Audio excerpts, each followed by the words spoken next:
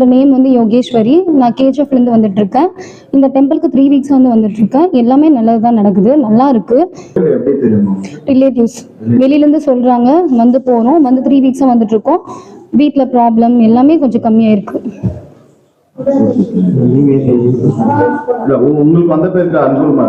ஆமா, எனக்கு தான் சொல்லிட்டு இருக்கேன். எனக்கு எல்லாமே ப்ராப்ளம் ஓரளவுக்கு சால்வ் ஆயிடுச்சு. ஓரளவுக்கு இல்லை, எல்லாமே சால்வ் ஆயிட்டு இருக்கு.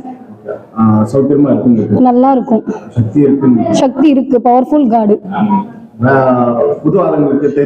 நான் சொல்லிட்டு இருக்கேன் வாங்க கோயிலுக்கு. இவங்க இந்த வீக் தான் வந்திருக்காங்க, இப்பதான் ஃபர்ஸ்ட் வீக். நான் சொன்னதுனால தான் இவங்க வந்துட்டு இருக்காங்க. இவங்க கூட நானே கூட்டிட்டு போறேன் வாங்கன்னு சொல்லி உங்களை கூட்டிட்டு வாங்க. நான் வீட்டு ப்ராப்ளம், ஹஸ்பண்ட் ஒய்ஃப் ப்ராப்ளம், அதுக்கப்புறம் மற்றபடி எக்ஸெட்ரா எல்லா ப்ராப்ளத்துக்கும் 3 வீக்ஸ் 5 வீக்ஸ் அந்த மாதிரி நம்ம கண்டினியூவா நம்ம மனசுக்கு நம்ம கடவுள் மேல பாரத்தை போட்டுட்டு ப்ரே பண்ணிட்டு வந்துட்டு இருந்தோம்னா கண்டிப்பா நடக்குது.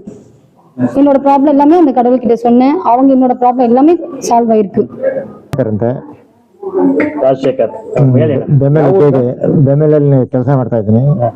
ಇದನ್ನು ಕಾಟಾರಮ್ಮ ದೇವಸ್ಥಾನ ಅಂತ ಹೇಳ್ಬಿಟ್ಟು ಸುಮಾರು ವರ್ಷಗಳಿಂದ ಇದನ್ನು ಇಲ್ಲಿ ಪ್ರಸಿದ್ಧವಾದ ಜಾಗ.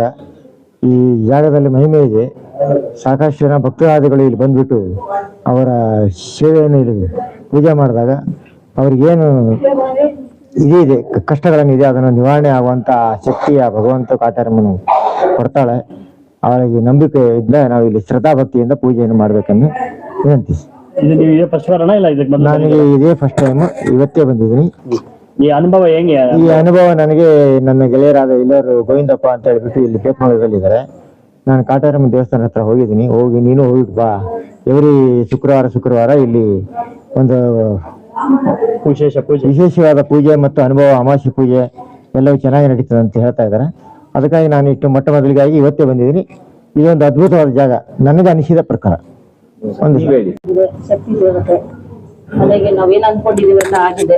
ನಾವೇನ್ ಅನ್ಕೊಂಡಿರೋದು ಚೆನ್ನಾಗಿ ನಮಗೆ ನಮ್ಮ ಮನೆಯವ್ರಿಗೆ ಹುಷಾರಿಲ್ಲ, ನಮ್ಮ ಮನೆಯವ್ರಿಗೆ ಹುಷಾರಾದ್ರೆ ನಮ್ಮ ಮಗನಿಗೆ ಎಲ್ಲ ತುಂಬಾ ಒಳ್ಳೇದಾಗಿದೆ.